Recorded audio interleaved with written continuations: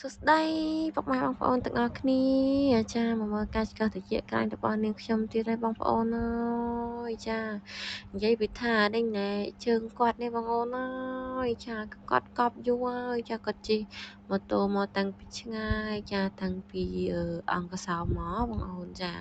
គឺគាត់មកឆ្កឹះត្រជាក្រែងចាបងប្អូនអើយមកដល់ខាងទុកមាសវិញណាខាងកសោបអត់ណែចាជិះម៉ូតូមិនចិត្តឯណាឆ្ងាយចាដោយសារអីគាត់កប់កញ្ចក់នឹងគាត់កប់ឈឺគាត់កប់ណែនក្តាន់តាន់តាប់តែម្ដងអញ្ចឹងណាចា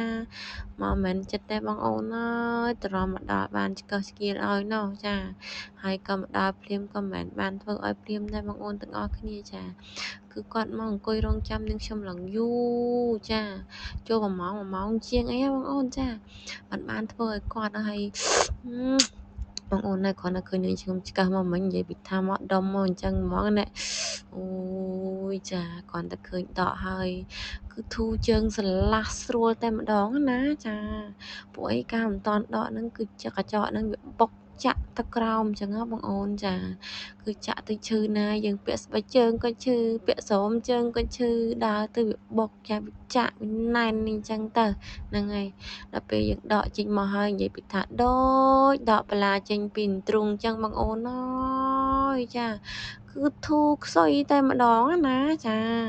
ហាហ្នឹងហើយចាបានម្ដុំហ្នឹងហើយនៅមានកប់តែស្បែកនេះទៀតបងអូនអើយពួកអីគាត់អត់ដែរហ៊ានធ្វើទេបងអូនចាគាត់ខ្លាចគេយកឲ្យគាត់អត់អស់ឈឺហើមអីចឹងទៅហ្នឹងហើយដល់ពេលអញ្ចឹងគាត់តាមដានវីដេអូរបស់នាងខ្ញុំយូរហើយបងអូនហើយមានណាគាត់ជិះម៉ូតូមកតាមធ្វើមែនឡើងឆ្ងាយតែម្ដងណាចាតែនៅពេលមកដល់គឺអត់មានខកបំណងទេគឺជីកឆ្កឹះស្គៀលឲ្យយកតតែខ្ទេចអញ្ចឹងតែម្ដងណាចាឡើងស្អាតតែម្ដងណាចាហើយនាងខ្ញុំក៏អរគុណបងស្រីដែរចាខំជិះមកតាំងពីឆ្ងាយមិនចិត្តទេណាបងអូនចាហើយនាងខ្ញុំអរគុណធំចាហើយបងប្អូនទាំងអស់គ្នាត្រូវការឆ្កឹះត្រចៀកក្រាញ់ចាមករកនាងខ្ញុំបានទីតាំងនាងខ្ញុំនៅខាងលិចផ្សារកសោបអកស្រុកបន្ទាយមាសខេត្តកំពតយើងនឹងបងអូនហើយអត់ពិបាករកទេចាអ្នកស្រុកបន្ទាយមាសអ្នកខាងទុកមាសអីចាត្រូវការឆ្កឹះត្រចៀកក្រាញ់អាចរកនាងខ្ញុំបានចានាងខ្ញុំនៅខាងកសោបអកនេះវិញណាបងអូនណាចា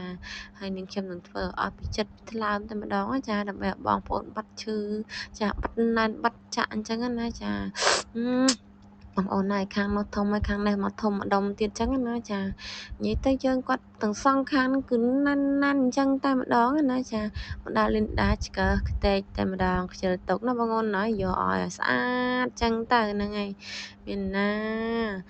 អរគុណច្រើនណាបងអូនណាដែលតាមដានវីដេអូរបស់នាងខ្ញុំតាំងពីដើមមករហូតជិតដល់ចប់អីចឹងទៅហ្នឹងហើយនាងខ្ញុំក៏ជូនពរបងប្អូនមានសុខភាពល្អសំណាងល្អរកទទួលទានបានទាំងអស់គ្នាចាអរគុណច្រើនបាទ